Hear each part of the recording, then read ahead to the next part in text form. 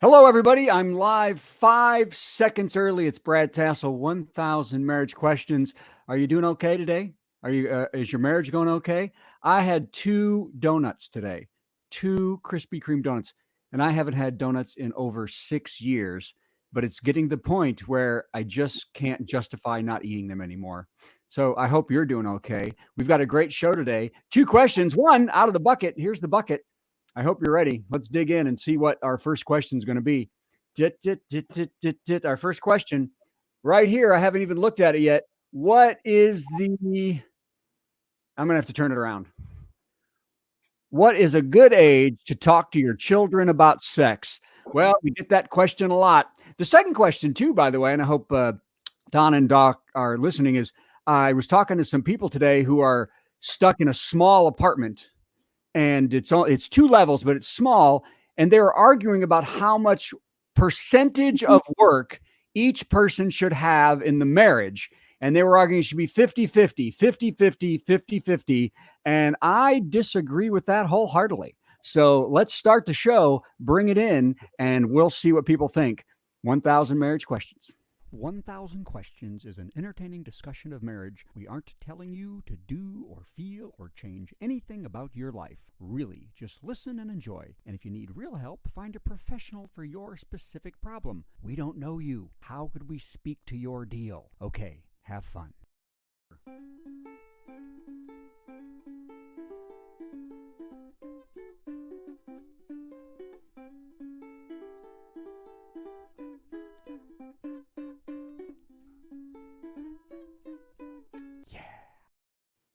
Okay, we're live. There's 3 of us. Let's start, though. Say hello, Donna Wilburn. How are you? Hello, Donna Wilburn. How are you? Oh, God. So No, I'm not the comedian. I understand. Okay. Hello. you seem to have you've gone with now behind you some sort of weird palm thing. I'm decorating my office. You are, yes, you're being taken over like a jungle. Suddenly it's laughing, and you're the guy in the pith helmet comes out and goes, so, oh, well, you can, or you could smoke that.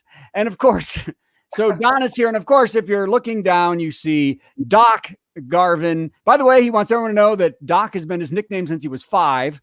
So that doesn't mean you're a doctor. Now you have tell us what you do for a living, Doc Garvin. Well, thanks for inviting me to come on. I'm a licensed professional counselor by trade, and I work with military families right now. I'm from Kentucky, and so I work at Fort Campbell, and I work with soldiers, and they're going through deployments, and they have family crisis and issues, and so it's a lot of stress happening right now in the military, and so that's what I'm working with. But you're also an adjunct professor at Western Kentucky University, are you not? That's right. I do teach a Psychology 100 class, and so I teach intro-level psychology as well. Well, that is so meaningful and exciting. So, okay, so we're going to let you start. Let's take the second question first. So you're a married man. You have a wife that I know. Donna, of course, married to her husband. What do you think about this concept of we have to have each take 50% of the work? I say no. I say each person takes 100% of the work, and I'll explain that after you tell me what you think, Doc. Well, I like 50% of the work. That's actually how we do it in our family.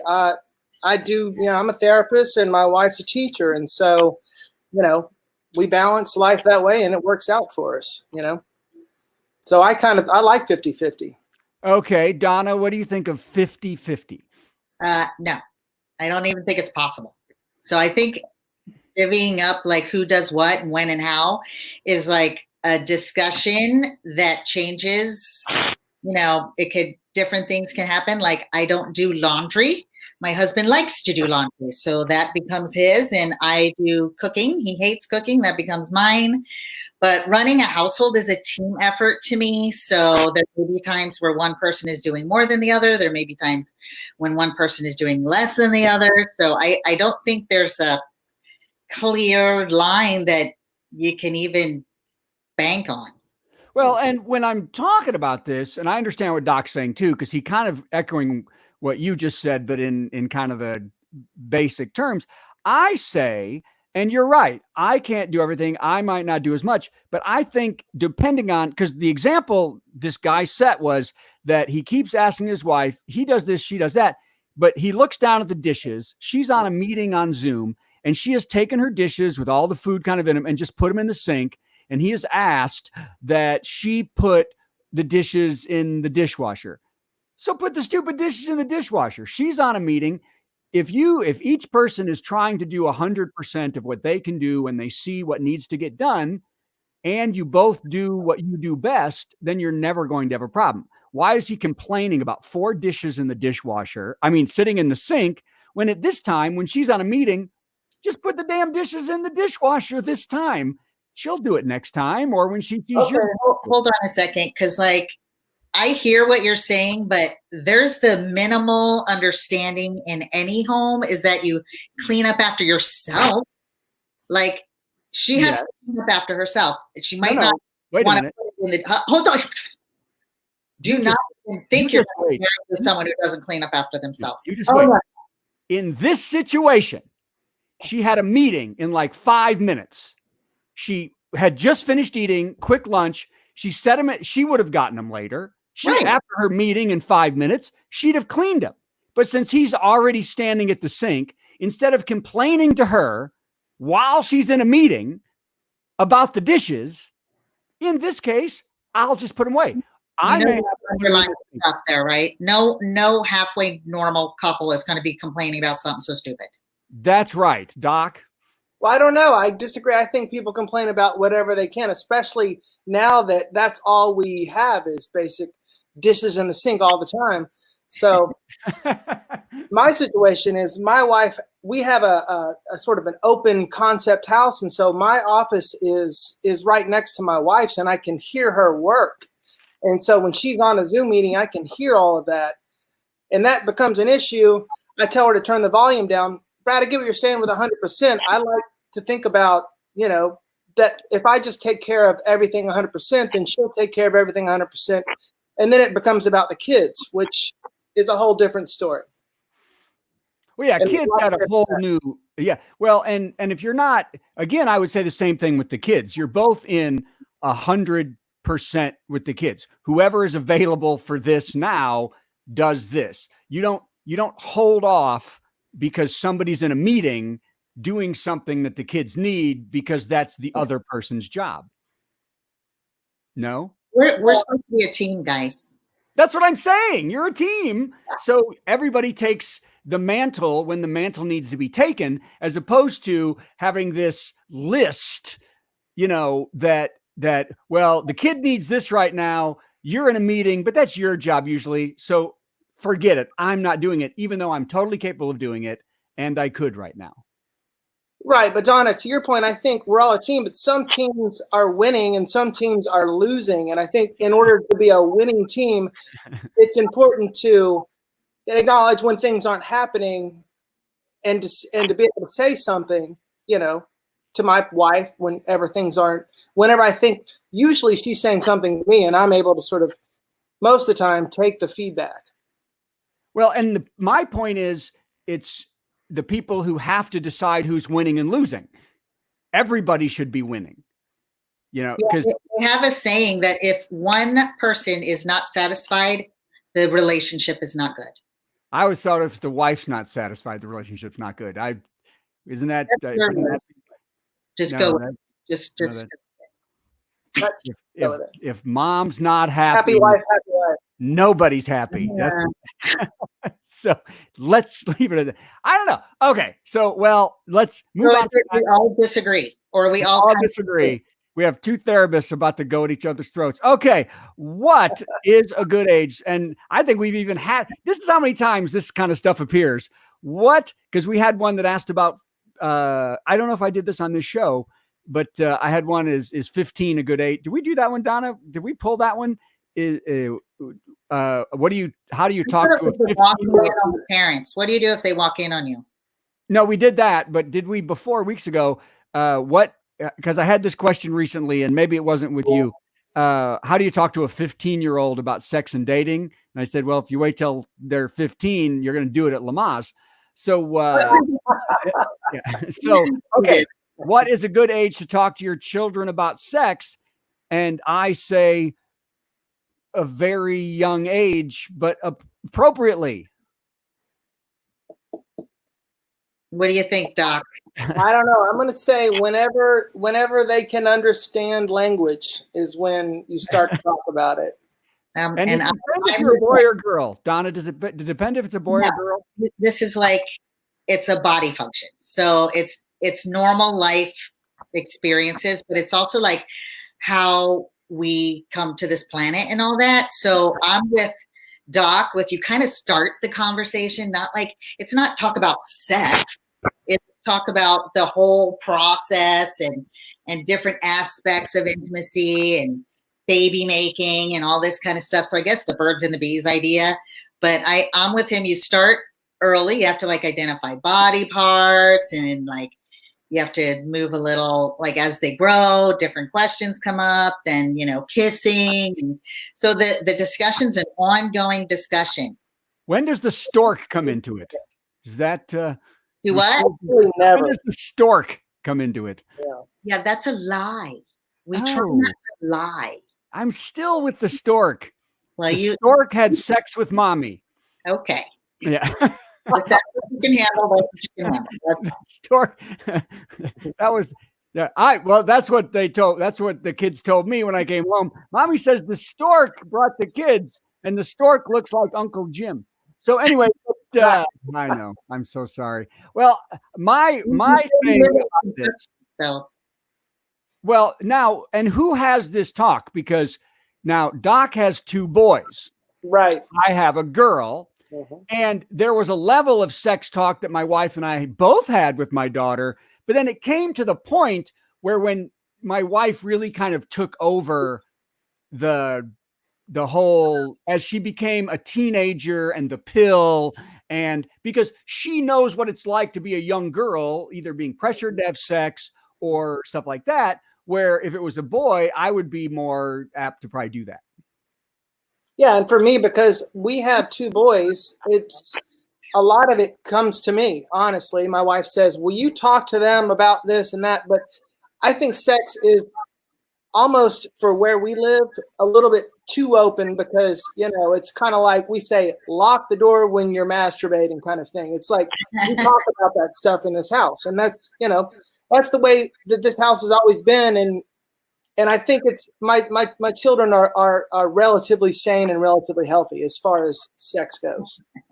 I think more than health. I have to say this. I think kids today, and I've noticed Doc and I are in the same town, have kids the same age, and we may get more detailed to that later. But do you know? I don't know anybody in my daughter's school that is really that sexually active. None of my daughter's friends are sexually active. Not like when we were in high school. Not like when we were in high school. Oh my gosh. What grade is your daughter in? They both graduated from high school. Oh, I don't know where they're going, and don't even say this is just Las Vegas. But my granddaughter's in middle school. She just finished 7th grade. I was hearing stories about stuff like all over the place. Oral stuff, petting, pictures, actual intimacy. Like that's middle school. I know. Is that weird? And the bus. The class that my daughter and Campbell's son, Campbell is the son, Doc's son Campbell is in, they really have been, it has been wild. We've been looking for this stuff for years. And now there may be, outside of all their groups of friends, other kids doing a lot of stuff, but the people my daughter has spent a lot of time with at Gatton and even Campbell, they are, I'm telling you, it is the chastest group of people I've ever seen. That's her peer group then, right? That's right. No, I know. No, there's sex going on. There's sex going on somewhere. It's just from what we knew in high school. Wow. It's stunning to me how my daughter said that her first kiss would be at her junior prom. And that's when it was.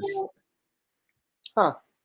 So cute. Well, I have a theory about that, and I think it has something to do with these things. Uh-huh. And Pretty much info. all this technology, I think there's a different culture, and it's not sneaking out. When we were in high school, we would sneak out and meet the girl at 1 a.m. and it was now that's not the thing, because you can just open up your computer and there's if you want that, there's somebody right there in front of you doing whatever you want them to do. And I'm not sure what's happening right now and if it's healthy or what it is, but I have teen clients and their parents are like, oh, I say you got to be supervising their phone. Their judgment is not quite what it needs to be at like 13, 14 years old. Mm-hmm. And they're like, oh, we can't look at their phone. That's the invading their privacy. And where you get? I'm like, their judgment, you need to be looking at their phone and all the apps that they're on. You cannot, I'm not going to supervise them, but there's like so many parents who are literally afraid to supervise their kid's phone. And here's kid with access to, like Doc was saying, like everything at their fingertips. There's too much info. There's the dark web out there. There's crazy stuff out there that you don't want your child to be involved in that. I had a girl, like in this town, there was a couple of rings of other teens exploiting other teens, and they were making girls do nasty stuff on camera, like kind of one guy would act like her boyfriend, and then he'd go like, do this for me. And then he says, now I have it recorded and you better do that for me. I'm going to show this to everybody and blah, blah, blah, blah, blah. Just like this whole, and they were like 14 years. Well, what's interesting to me is we're so lucky that my apps and feed is much worse than anything my daughter has ever done. Matter of fact, she is highly offended, angry about the things that people are doing out there, and champions just the opposite. So I've been so lucky that I've also said that I get a question all the time: how do you keep kids off porn sites? Now we say, well, if they're over 15, first clear your cache. And, I'm sure you're on the porn sites. And if a boy's over 15, unless he's not on the internet ever, you're probably not going to stop him. But you raise your kids now to have respect for all people and women, and then they won't be on the crazy, scary murder porn. They'll be on at least normal porn. So, but as they get older, not when they're younger, you got to monitor when they're younger. So I know, but again, this may just be Doc and I, but we've got really, really good, steady kids.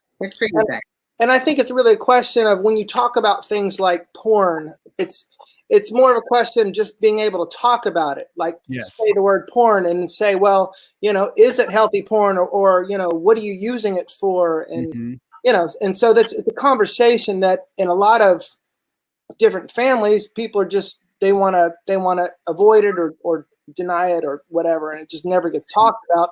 And that's when, somebody ends up pregnant, or some even, worse situation happens, because no one wants to talk about sex.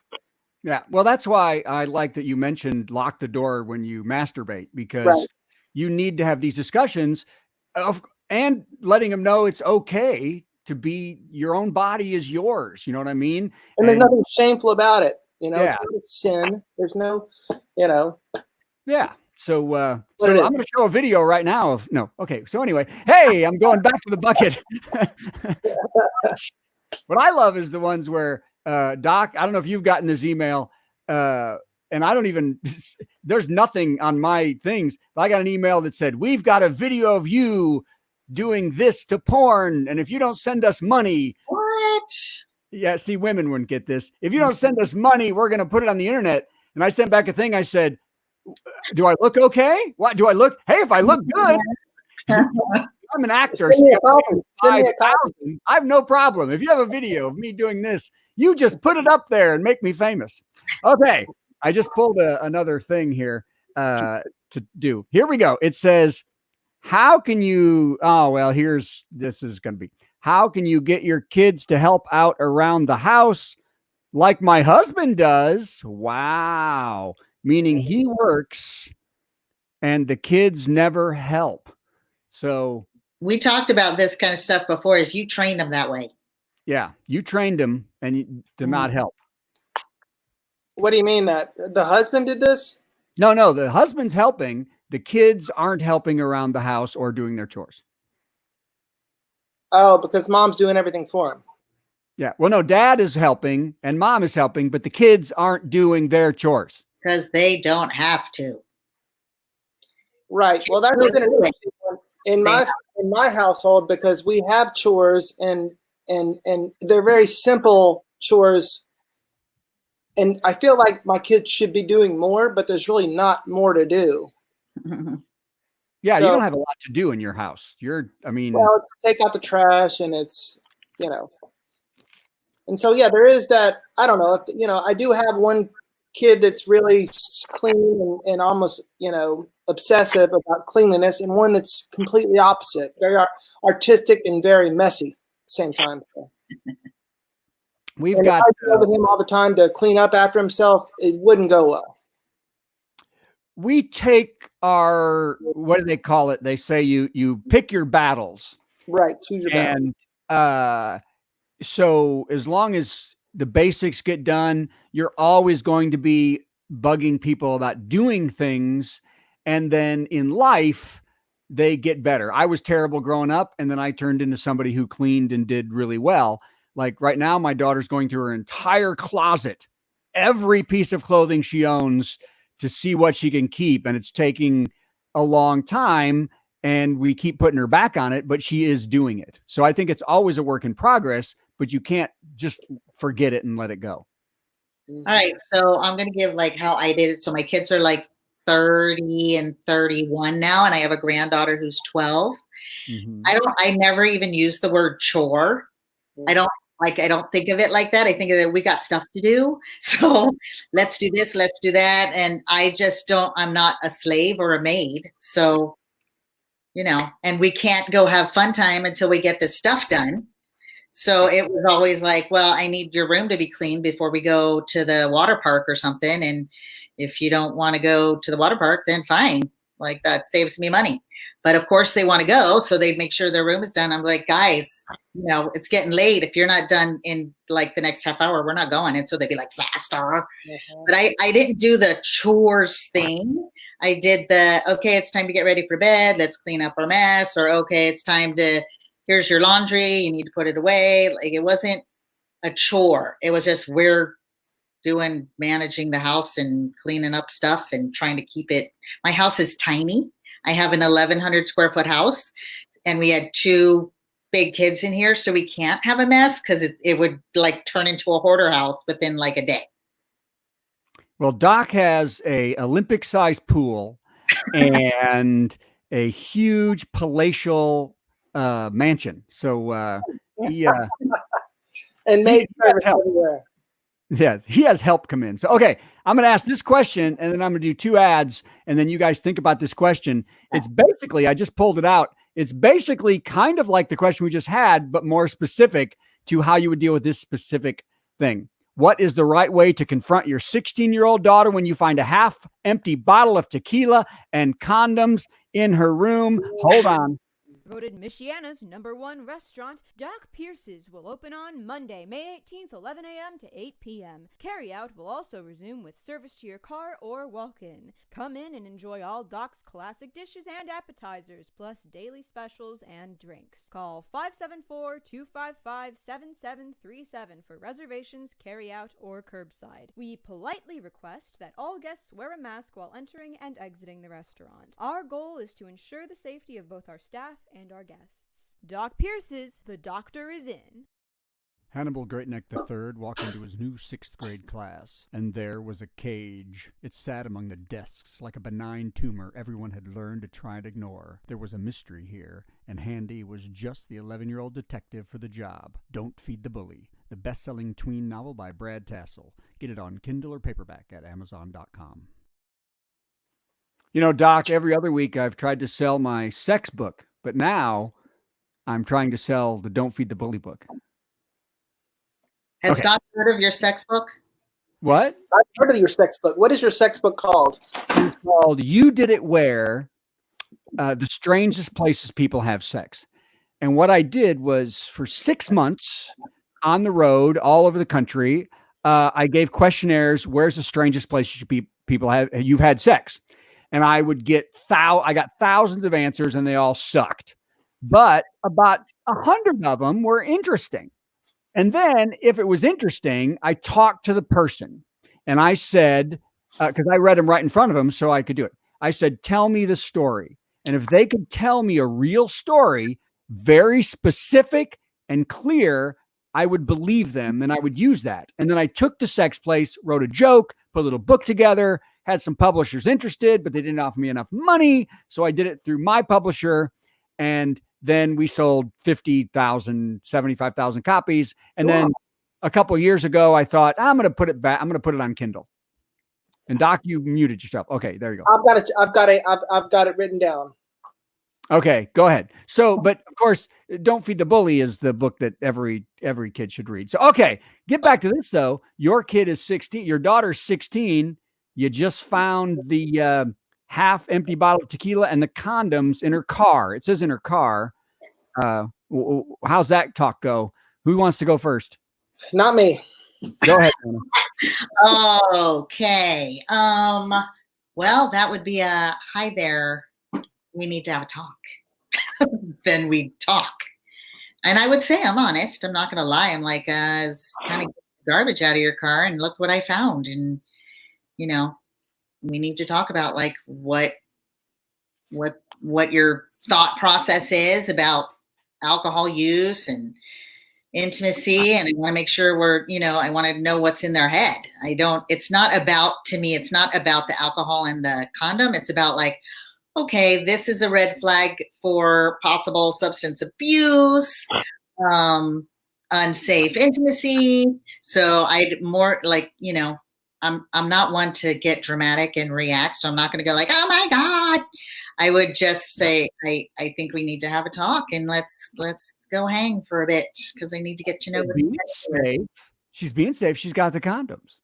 I like it. Yeah, and I'm going to take a slightly different perspective. I'm going to say there was condoms involved, and it was tequila, not a bottle of Oxycontin. So it is what it is, and part of being an adolescent is these risky behaviors, and I think there's some sort of rite of passage that children go through in order to become adults, and this is all part of it.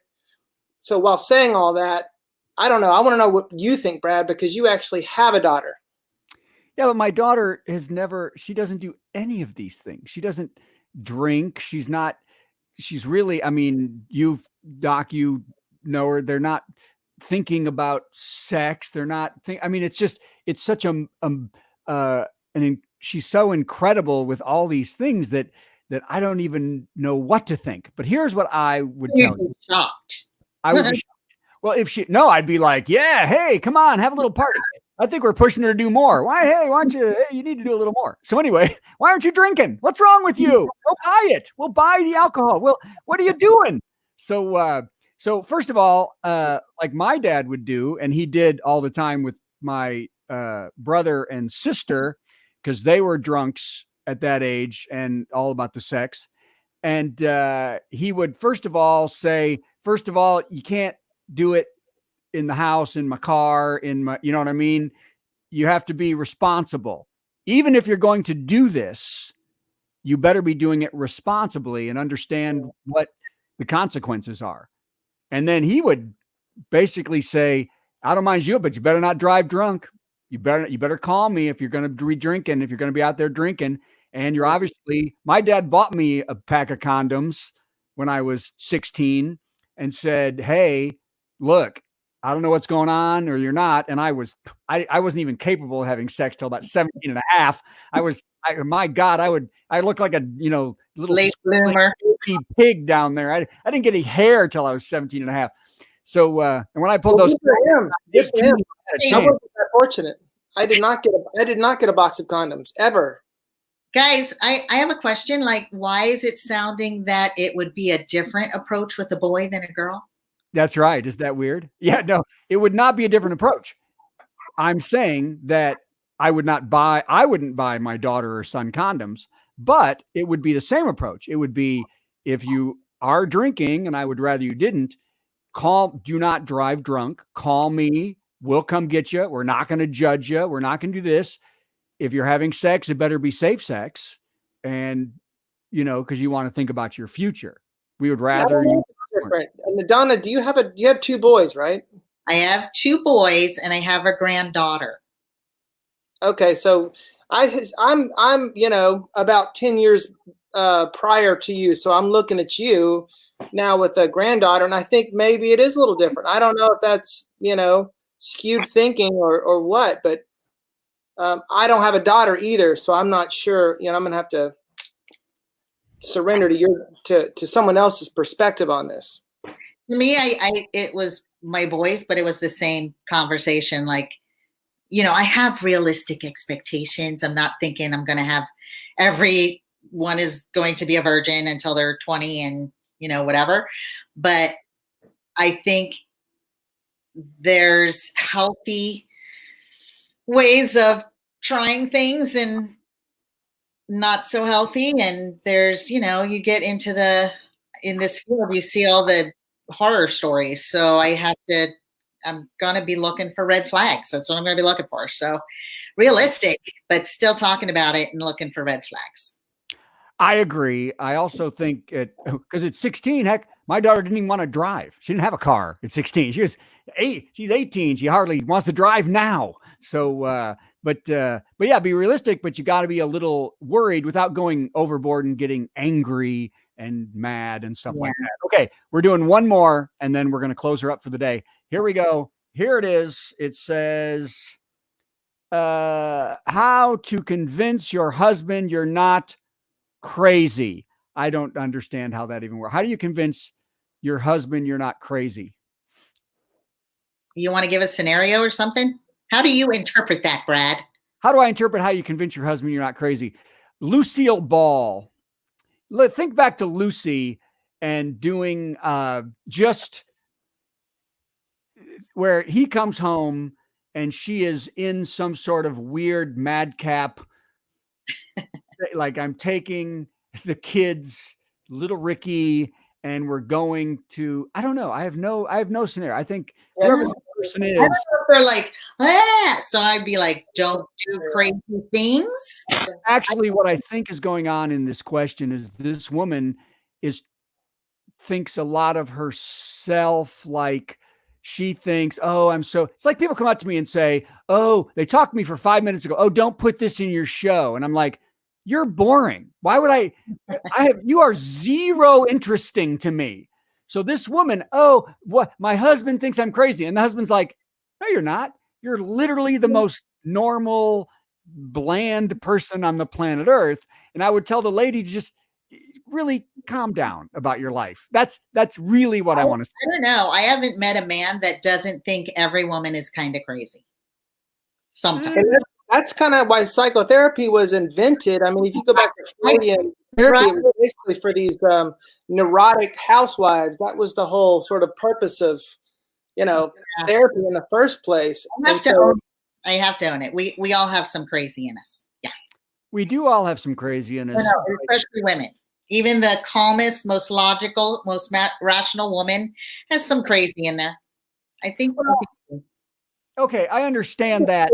But I also think you're right, because I would say my wife has so many amazing, brilliant skills, and she's such a huge professional. She's one of the highestly published people in the university. And then on some other things she can't find the airport. You know what I mean? She can't find the airport. I can't find the airport. Well, you get in the car and you drive down the street. Nope, can't find the airport. So I totally understand that. But I would think her husband would understand those things. Right. I think it's a widely held view that women are deemed as neurotic and men are deemed as dumb, basically. That's true. That's true. We're just dumb guys. We're just, I always say, yes, I always say that dad should be useful and stupid. I always say we sent my dad on Halloween for apples and razor blades. And he was like, okay, I'll be back in 15 minutes. And we're like, no, you won't. So, all right, ladies and gentlemen, I want to thank Donna Wilburn for being here every week. Thank you, Donna. If you want to get a hold of Donna, go to donna.wilburn65@gmail.com. Youre.com, and she will give you the help you need. Doc Garvin, you don't want people to get a hold of you for the help they need, right? No, leave me alone. He has a job. He is helping. He is helping our troops. Helping. That's right. He is helping our troops. Thank you for your service. Thank you for helping their marriages and their lives. Ladies and gentlemen, we've had a great time. We will see you next week. Please get a hold of us.